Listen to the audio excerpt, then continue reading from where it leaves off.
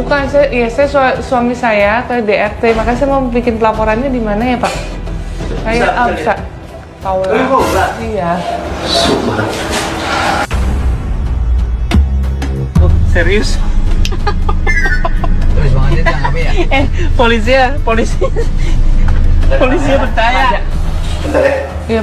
Jika kalian berdua tidak bisa membantu banyak orang dalam hal mengkampanyekan stop pada kekerasan dalam rumah tangga, maka cukup diam saja dan tidak usah membuat netizen marah dan kecewa atas sikap kekanak-kanakan kalian berdua itu.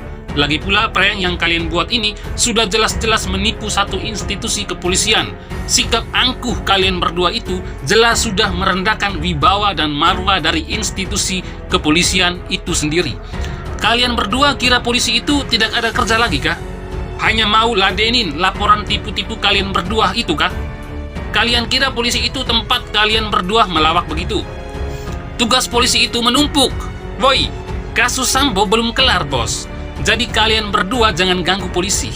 Ataukah kalian berdua ini sengaja buat begitu ke polisi supaya nanti kalian berdua diangkat menjadi duta anti kekerasan dalam rumah tangga begitu? Tidak lucu, bos. Prankmu kali ini tidak berkualitas.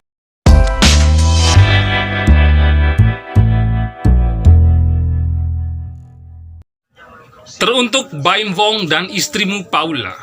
Sombong sekali kalian berdua. Mentang-mentang kaya raya dan punya segala-galanya, kalian dengan seenaknya menipu polisi dengan membuat laporan palsu kalau istrimu Paula menjadi korban kekerasan dalam rumah tangga hanya karena demi konten YouTube-mu dan demi AdSense.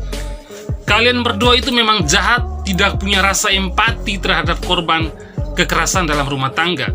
Apalagi di saat kalian berdua buat konten prank kepada polisi atas kasus kekerasan dalam rumah tangga itu, saat ini lagi maraknya kasus kekerasan dalam rumah tangga di tanah air. Bahkan masih banyak kasus kekerasan dalam rumah tangga yang tidak berani dilaporkan korban kepada polisi karena mendapat intimidasi. Belum lagi ada yang membuat laporan kepolisian, malah oknum polisinya tidak menanggapi. Terakhir, kasus kekerasan dalam rumah tangga ini mencuat kembali ke permukaan setelah Lesti Kejora melaporkan suaminya Rizky Bilar ke polisi atas dugaan kekerasan dalam rumah tangga yang dilakukan oleh suaminya. Seharusnya Baim Wong dan Paula ini bikin konten yang mengedukasikan banyak orang Indonesia tentang bahayanya kekerasan dalam rumah tangga dan ancaman pidananya.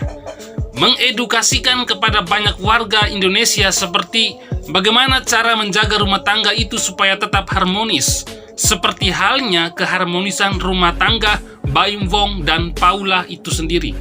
Apalagi kalian berdua itu punya banyak fans dan pengikut di berbagai media sosial kalian.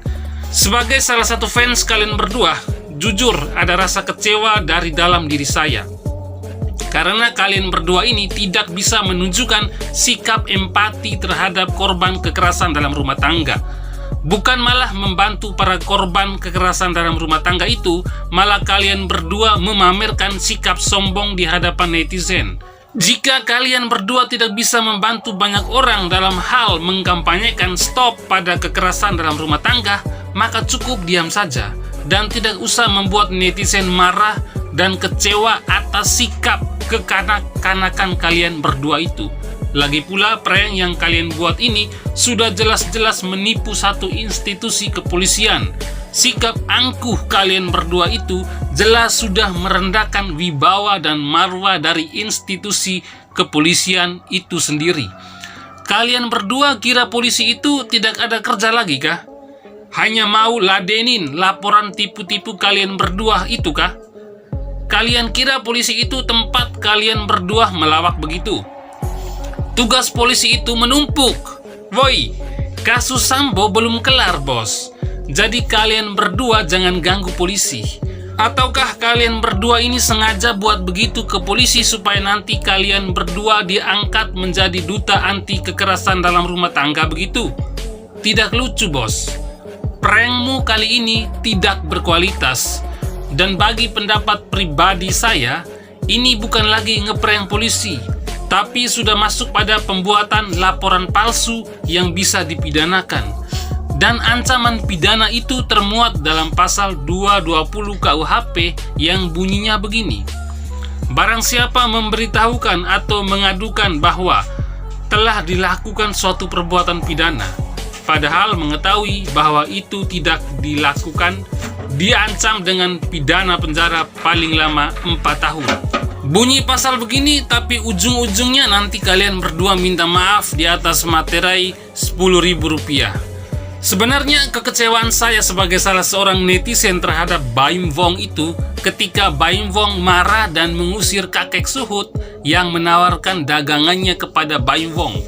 Kalau memang kamu tidak mau membeli dagangan kakek Suhut, karena dengan alasan kakek itu memaksa kamu dan terus membuntuti kamu, tapi tidak usahlah sikap arogan dan sombongmu itu diupload ke YouTube yang kemudian mempermalukan kakek Suhut.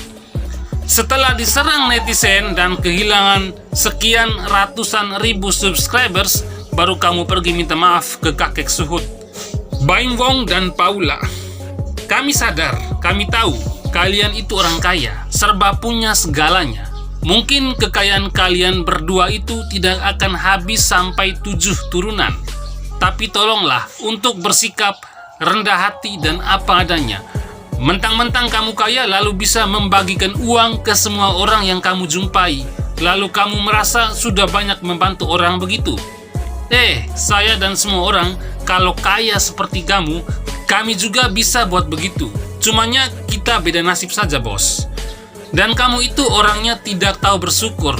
Sebab kamu sampai kaya raya hingga saat ini, itu karena netizenmu dan penggemar atau fansmu. Jadi tunjukkanlah kontenmu sebagai konten yang mendidik kami. Tunjukkanlah kalau kontenmu itu ada pesan moralnya. Bukan konten sekedar cari sensasi, tunjukkan sikap arogansi dan sombongmu, serta hanya mengejar materi semata. Lagian kalian yang biasa menonton video-video YouTube-nya Baim Wong selama ini, apa keuntungannya untuk kalian selain hanya menghibur diri kalian?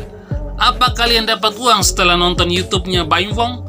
Apa kalian dapat ilmu pengetahuan setelah menonton YouTube-nya? Kalau hanya membagi-bagikan uang kepada orang lain, semua orang juga bisa, termasuk saya juga bisa, kalau saya diberikan kekayaan seperti Baim Wong. Lalu, apa pendapat kalian terkait opini saya kali ini? Silakan tulis pendapat kalian di kolom komentar dan sampai jumpa di episode Kanal Timur berikutnya.